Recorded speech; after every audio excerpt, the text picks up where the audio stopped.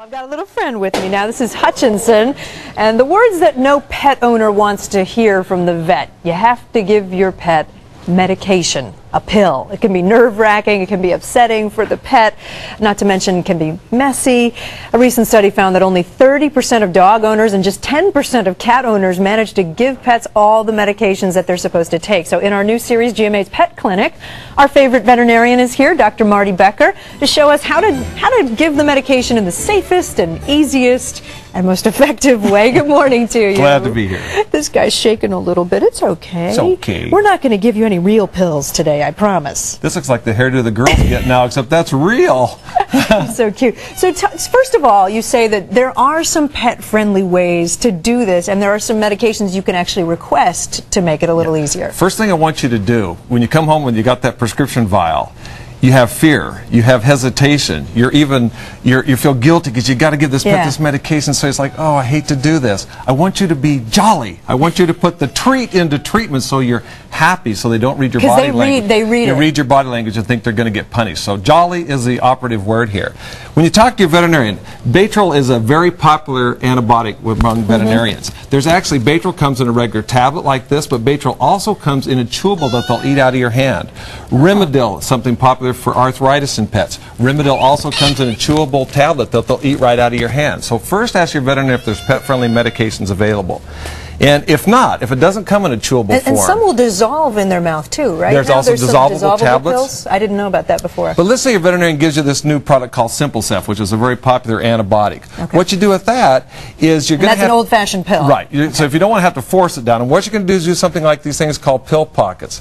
There's something that is an edible food-grade material. You simply take the pill, put it right here, just stick it inside the food pocket like that, squeeze it shut, and it's ready to give. Oh, that's cool. So it's just made of food, and you're just putting the pill. It's like a little tiny edible piece of thimble cheese or something. Yeah. That was what we used to do with my old real dog. tasty. Okay. And this stuff is called flavor dough, and this is like Play-Doh for kids. You just pull out a little ball of this stuff. Flavor dough? Flavor dough. It's just like Play-Doh. You stick the pill inside the flavor dough and give it like a treat again. Remember, we're putting the treat in treatments. Yeah. This stuff is from a compounding pharmacist, BCP veterinary pharmacist in Houston, Texas. Your veterinarian will call in a prescription. They can put this medication, any of your medications, in beef, seafood, chicken, shrimp, any of that kind of stuff. So that's something that a pharmacist would do. They sort of make up the pill. And they can even combine multiple medications in there, which is nice. Oh, interesting. Okay. Now, liquid flavored medications, that's the hot thing.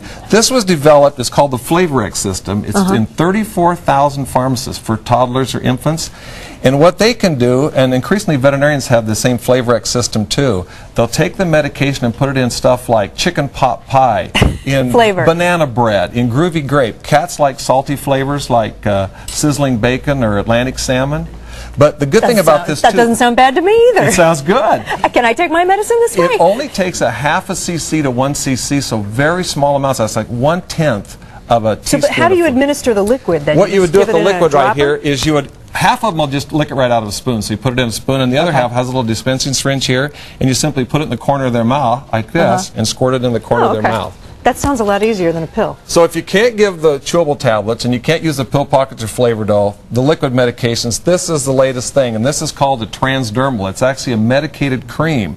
And your veterinarian would work with a compounding pharmacist, medication for hypothyroidism, heart medication. Now, what do you mean a cream? Prozac. You actually would take this cream right here, you would take this, you'd use a glove or you'd use a little finger applicator, and actually rub it right here on the hairless part of their ear, and it's actually absorbed in therapeutic amounts into the systemic circulation. It's kind of like the patch. So yeah, you just pet your pet, you're just doing a good thing here, but you're actually rubbing the medication inside the hairless portion of the ear. Oh, that's so easy. Now, I know you want to talk about the old-fashioned way. If you have to. I'm going to trade you here real quick. I'm going to show you one thing here.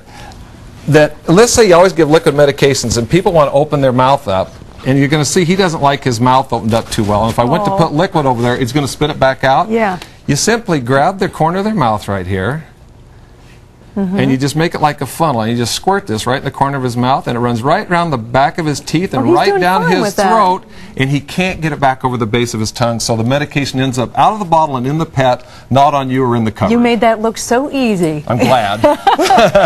Dr. Marty Becker, thanks so much.